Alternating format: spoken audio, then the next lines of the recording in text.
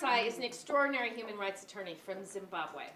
I probably could stop there and you would know the story is an extraordinary one. But she is now running the international YWCA, which is perhaps the most important organization that no one really understands how important it is. And it's 22,000 affiliate organizations in 120 countries, all of which are talking to young, working class women about feminism, about violence, about ending racism, about constructing peace in their communities. So Nyaradzayi is potentially one of the most important activists you'll ever meet. We actually invest in intergenerational and transformative leadership.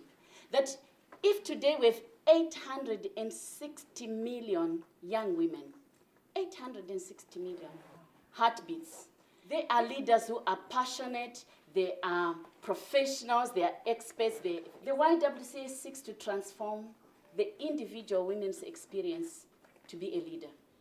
And leadership is about starting with your own private life to say no to violence, to say, you know what, dear, today no sex, actually. To say leadership starts with transforming your own space. And then you have to transform the space within your family, within your community, within your country. Because there cannot be peace unless we dare. And today we are in this room because we are daring women. The YWCA also does one other thing. Is to say it's okay to be angry. And I'm very angry today. I am actually. I am angry because we are discussing violence against women, the issues of conflict, from a very technocratic, comfortable space, as if it's not about death. So the YWCA allows us to be angry and to turn anger into transformation.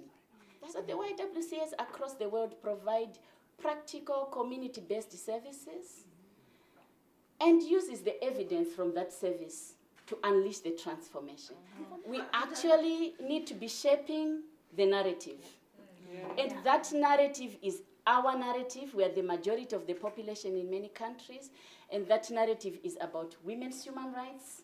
It's about freedom from violence. It's about living a world free of conflict. It's about us being at the center of the Security Council agenda. It's also making the personal very political.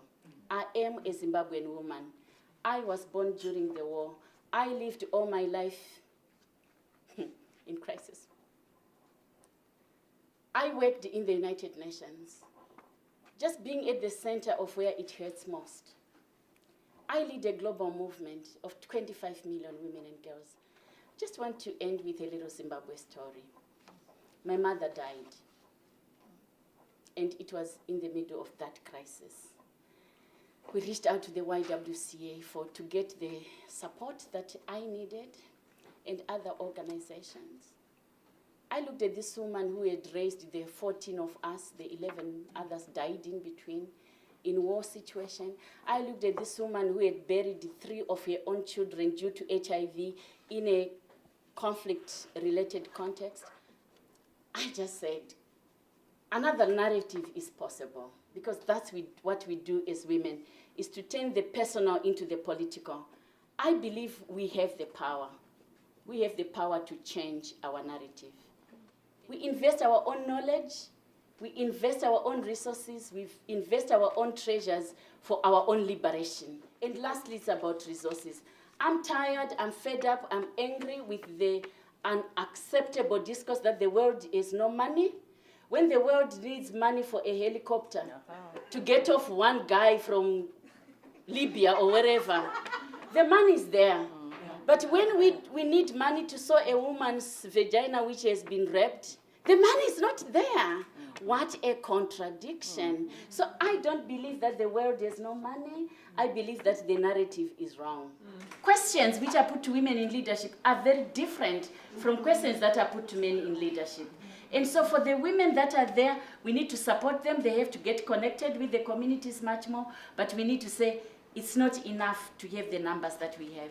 We need to continue to push for a significant number of women, just to be a critical number. And we are the majority of the population. No apologies, we need the 50-50.